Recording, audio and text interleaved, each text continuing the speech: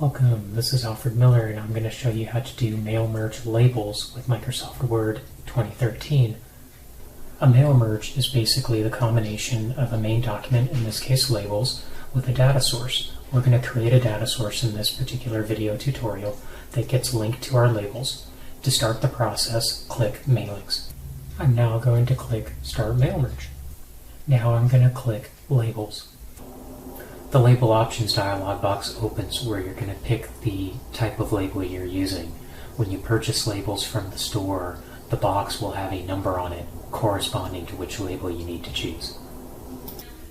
I'm going to use the 5160 Avery Easy Peel address label. I am going to click the Label Vendors drop-down arrow. I'm going to click the Avery US letter. I'm going to scroll to find the 5160 Easy Peel address label. Continue scrolling until you find the 5160 Easy Peel address label. I'm going to click the 5160 Easy Peel address label. I'm going to click OK. You will notice we have individual boxes for each label. If you do not see the boxes as I do, you're going to want to go to your Layout ribbon, because it's a table, and go ahead and choose View Grid Lines. What I'm going to do now is connect the data source. On the Mailings ribbon, Start Mail Merge group, click Select Recipients. I'm going to click Type a New List. The new address list opens. The new address list opens, showing at the top are column headings which represent each field for the information that we use in the data source. We don't need all of the suggested or default columns, so we are going to fix that now. I'm going to click Customize Columns. The Customize Address List window opens where I can delete some of the fields I do not need. I'm going to click Address Line 2. Now I'm going to click Delete. A warning message appears stating that if we delete the field, the data in the field will be deleted too. I'm going to click Yes. I'm going to click Country or Region, the next field that I'm going to delete. Now I'm going to click Delete. We get the warning message again. I'm going to click Yes. Click Home Phone, the next field to be deleted. Now I'm going to click Delete. We get the warning message again. I'm going to click Yes. Click Work Phone, the next field to be deleted. Now I'm going to click Delete. We get the warning message again. I'm going to click Yes. I'm going to click Email Address, the last field to be deleted. Now I'm going to click Delete. We get the warning message again. I'm going to click Yes. We are done customizing our fields.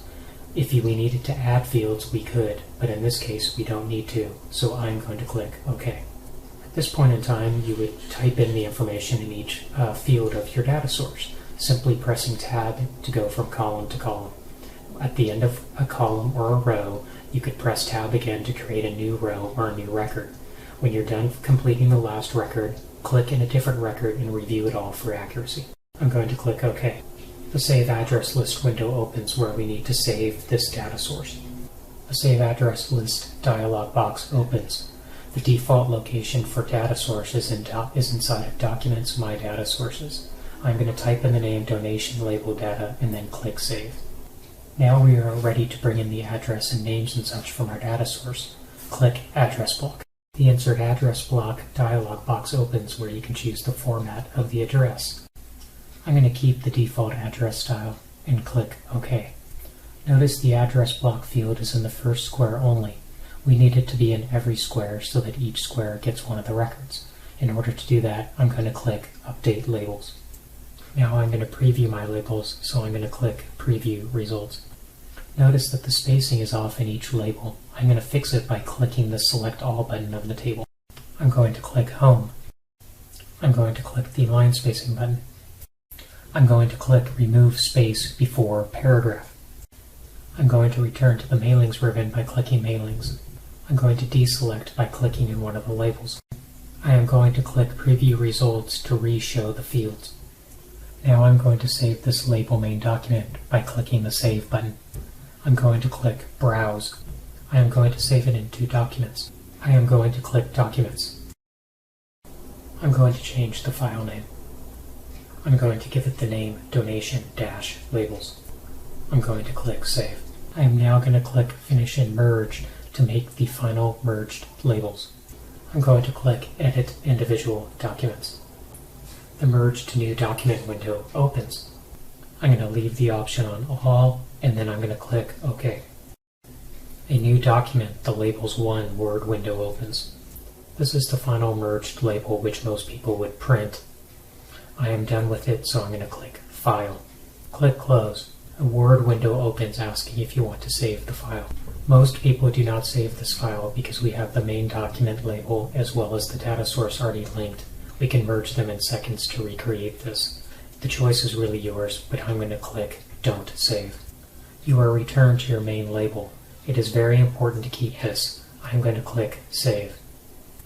We just completed the mail merge process. Thank you.